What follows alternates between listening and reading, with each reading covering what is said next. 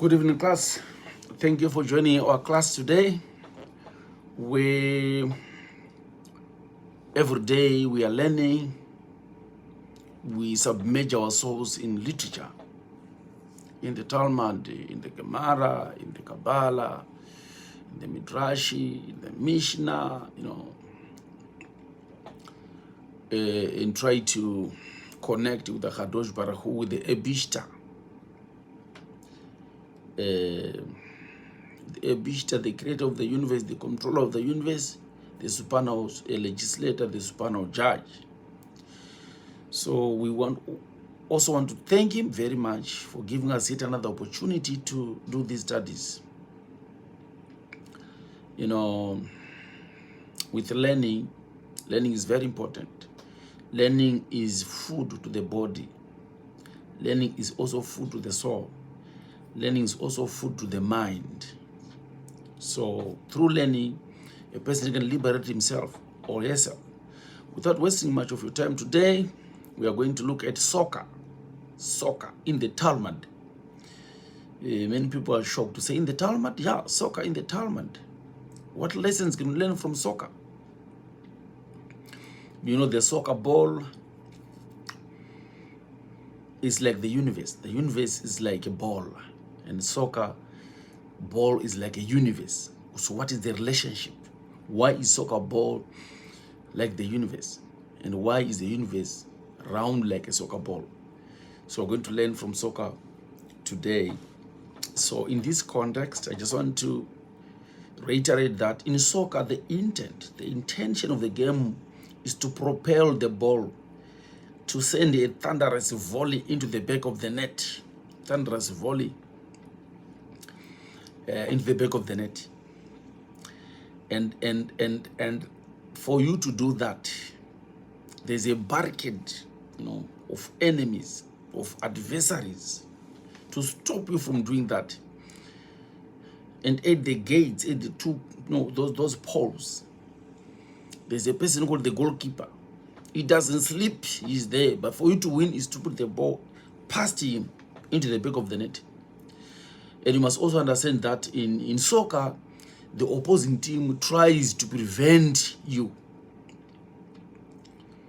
from scoring. So it's not easy. It's never easy. That's soccer. So what lessons do we learn from soccer? What are we learning from soccer?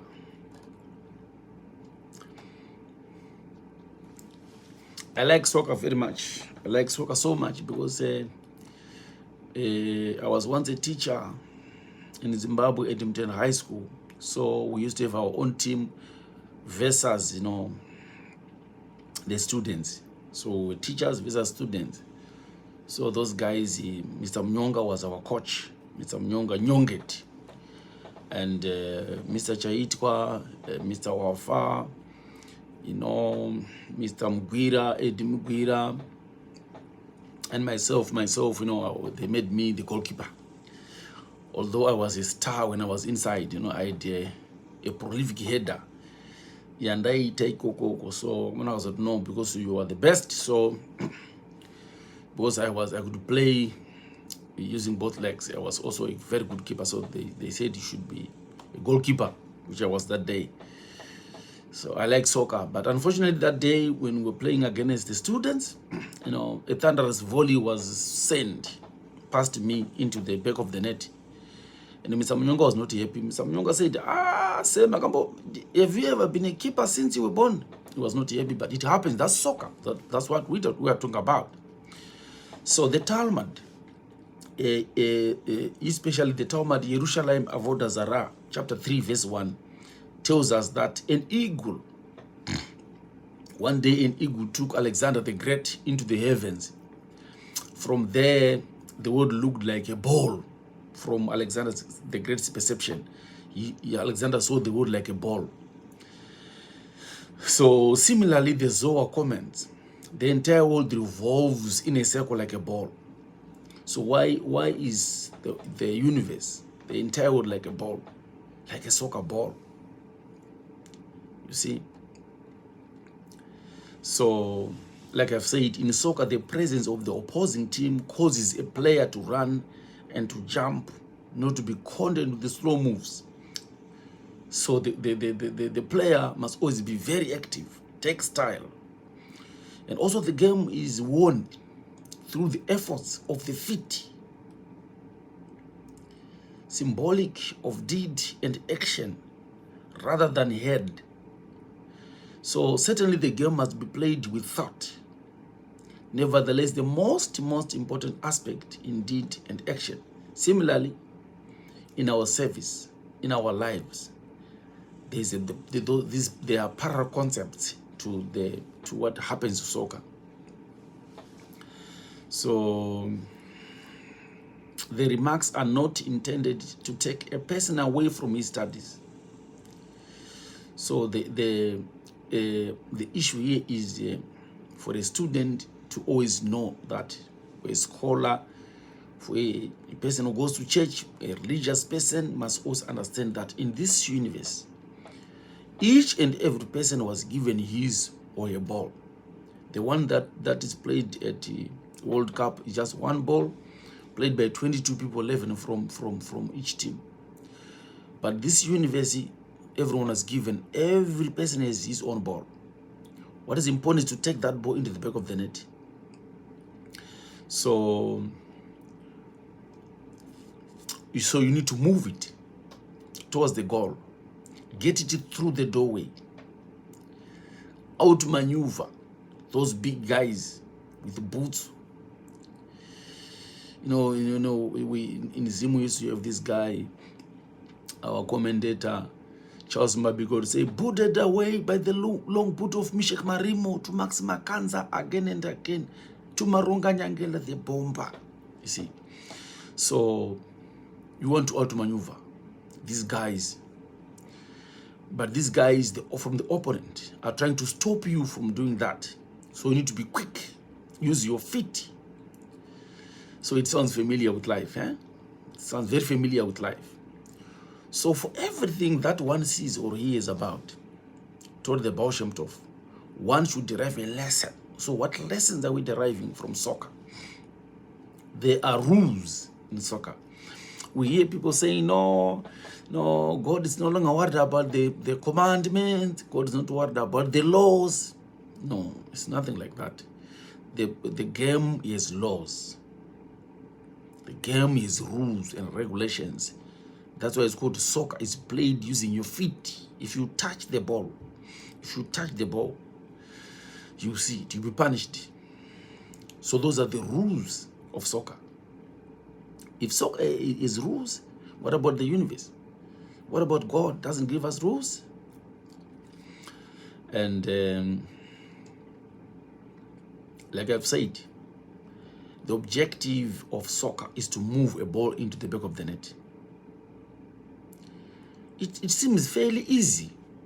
It looks very easy to achieve. We ignore the fact that players in the opposing team are stopping you. It was going to be easy. But they again, is they are trying to stop you. If you make it a score, you get something. You understand? If you win, you'll be rewarded. If you lose, you lose. So the earth is like that. The universe is like that. It's like a sphere. This was noted 2,000 years by the Talmud. And the objective of life is to move this universe, to move this ball into the gate by fulfilling the commandments of God. In this universe, which were given by God, the ball, the universe, it came with its own rules. It came with its own regulations. That's why with the 10 commandments, don't commit adultery. Honor your father and your mother. Do 1, 2, 3. Do this. If you commit adultery, that's the ends. You'll be penalized. You'll be punished. If you're offside, you'll be punished. You'll be punished. Those are the rules of the game. Those are the rules of the universe. If you want to win, you need to be within the bounds of the rules. You can't be offside in the referees. That's why we have the referee. We have the laws and the referees and the opponents. It makes the game, the soccer, game very difficult. See, and at every step, we are challenged by this, a barricade and formidable defenders, a formidable opposing force or opposing forces. And in life, this is our, in most cases, our negative trait, our evil inclination. Evil inclination that says commit adultery, go and steal. When you steal, it's penalty. It's penalty shootout, and you lose. And those rules are there. Those rules are there. Hands, penalty, shootout, and you lose.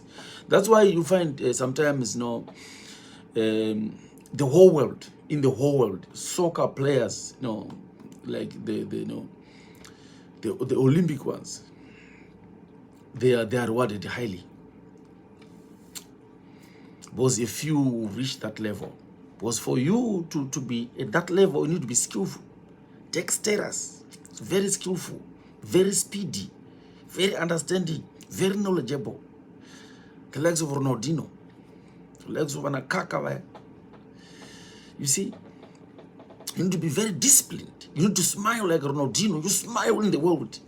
Even if the ball is taken away from you, if something happens to you, which you didn't like in soccer, you have to smile like Ronaldinho. The same applies with this world. And that, like I've said, the factor here in achieving victory is speed.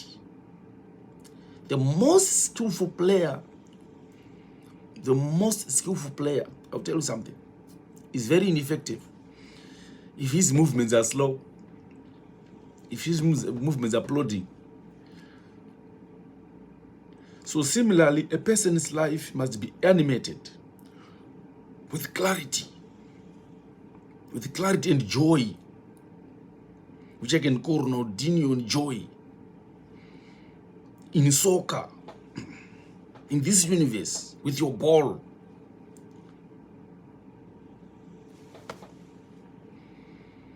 The other important lesson is never underestimate the power of feet. To advance the ball, you need the feet. You need the training. You need the practice. They say in English, practice makes perfect. So, you should practice thoroughly every day. 1 hour, 90 minutes of practice. Those the practice sessions will enable you. The practice sessions will be the enablement. The same applies with the commandments of God. The commandments of God are the enablements of God. We fail in this life. We fail in this game. We fail in this universal soccer. Because sometimes we take the adversary, we don't know our adversaries. So the whole issue is to understand that fulfillment comes from winning. I'll give an example. The fulfillment comes from the light, comes from winning. See, if there's no winning, there's no fulfillment. Let's consider something.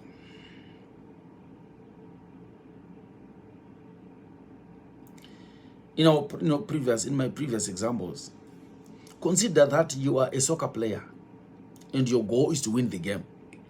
Now let's imagine that before you even play your first game for the season, then automatically team management hands you a trophy. What a trophy matter winner. Before you play, with the sense of fulfillment, you feel more or less. Had you played the game with the sense of fulfillment? Are you really fulfilled when you're just given the trophy without having played the game? So in order to receive true and lasting fulfillment, you need to overcome something in this life. You need to overcome the temptation. Don't steal, you win, you're a winner. Don't do, those are the rules of the game. That's why the Bible is commandments and rules, the don'ts and the do's. Those are the rules of soccer. Those are the rules of this universe. And why are we crying? We are always crying because we have been challenged. And the challenge is very important. And at each and every stage, the opponent must exist. The opponent must exist. The opponent must exist. And most, people recognize the opponent's original name as the Satan. The Satan, Hasatani. But this is not the devil with a pitchfork. No. Because that's a Christian version, the Roman version of Hasatani, which is demonic, I don't know. But the word Satan comes from the Greek word meaning adversary, opponent. And from the Torah it's called Shaitan. Shaitan meaning bringer of light. Bringer is the mother of light. Darkness is the mother of light. Light comes out of darkness. When there's no darkness, there's no light. So darkness is important because it enables, it brings out light. So the Satani, Shaitani is the mother of light. So Satan is important, it's an adversary, is an opponent, is an opposing team. You must win against the Satan. He brings all these temptations. He's marking the ball, wants to take the ball away from your feet, from your foot. He wants to take it away from you so that don't make it a score. Don't complain. The Satan is very important. You see? Because he knows our egos. It's called the opponent in the Kabbalah. And the first secret to overcome the opponent is understanding that the opponent is actually a positive force disguised as a negative force. The first understanding, the first secret to overcome the opponent is to have that knowledge. The knowledge that the opponent is actually a positive force disguised as a negative one. And it's not an enemy, it's not your enemy. He wants you to win. Just put the ball, put a thunderous volley into the back of the net. Because we don't want that. We just want to take the ball into the back of the net without anyone, trying to stop us. You see? Because we've been programmed from birth to seek out instant gratification without fighting anything. You see? So that's the problem. With those egos, these people must not do this to me. And if I don't get to where is he? And yet those are the rules of the game. You see? Those are the rules of the game. Take the ball into the back of the net. And the purpose of the opponent serves to strengthen us and help us grow. That's the purpose of the enemy. The opponent is what talks to us. That's the opponent. The sins, the temptations. Very important.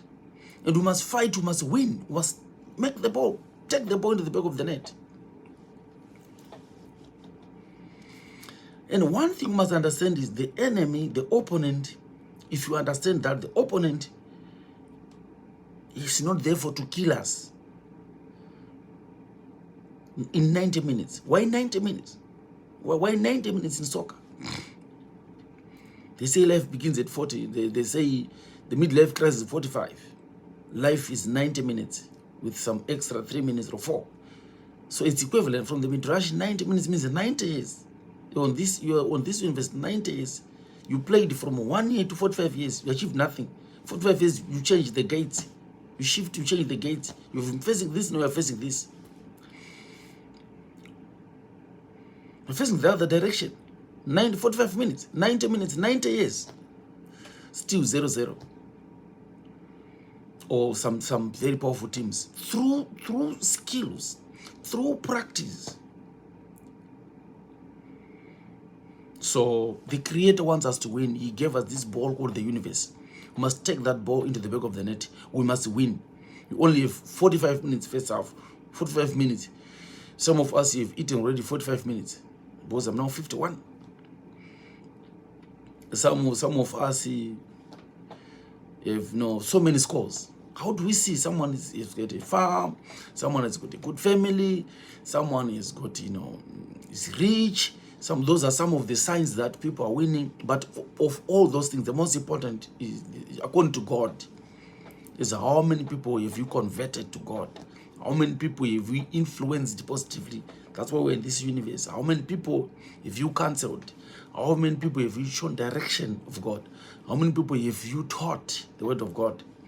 In this universe, 0. 0. And at the end of the day, will be judged. Because the opponent, the idea of the opponent serves to strengthen us, to help us grow, to win, and have money. And at the end of the day, to be rewarded by God. So how can God reward you? All the 10 commandments, you break all the rules of soccer. No matter Moko. Always offside. The 10 commandments, you're given the rules, the 10 commandments. You're always offside. Don't come out of offside tomorrow. Don't see tomorrow you have stolen. Don't judge people tomorrow you are judging. And you want a reward after failing. Who can do that? So soccer, we learn that from soccer, it has rules.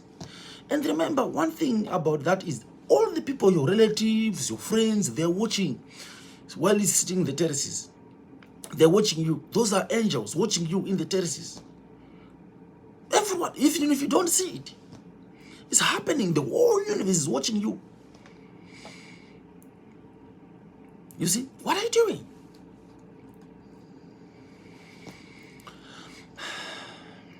Guys, let's wake up. Take the ball and put it back into the back of the net. Send the thunderous volley and win. And be rewarded by God. But you can never do that when you're always breaking the laws. When you're breaking the commandments. Breaking the rules of the game. You're always offside. Always using the hands. Hands. Ha. Tomorrow. 0. 45 years. Nothing. No nothing. No wuku. No mbudzi. No 0. 45 years. How have you been playing? Oh, God says now at 45 life, midlife crisis, change gate. You're given another 45 minutes. Not 0 again. No, nothing. 90 years. Someone is nothing. So soccer is very important. From the Talmud, we can learn that God has given us a ball called the universe. And what is the most important point is to put the ball into the back of the net within the prescribed 90 minutes.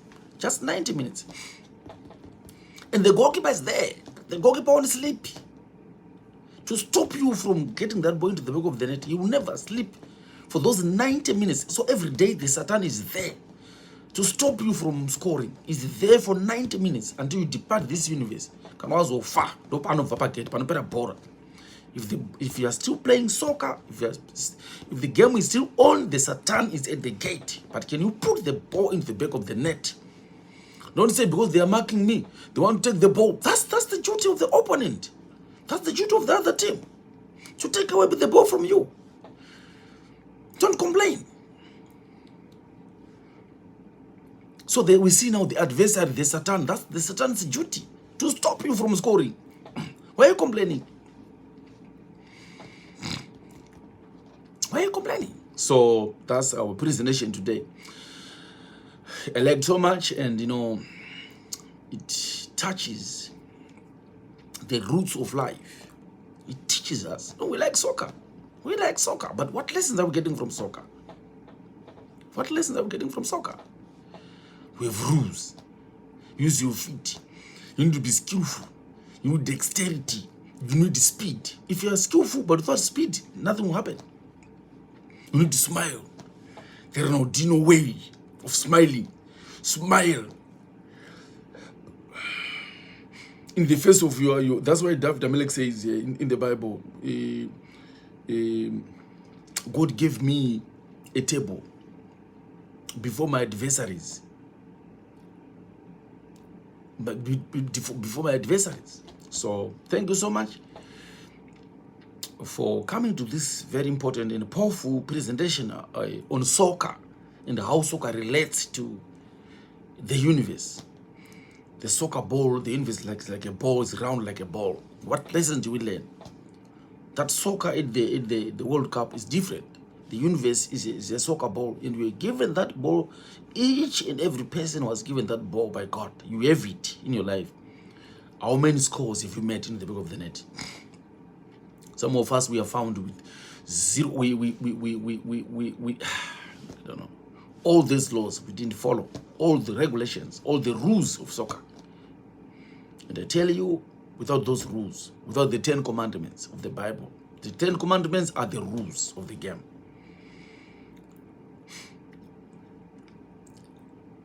Thank you so much. May God bless you. Amen, amen, and amen.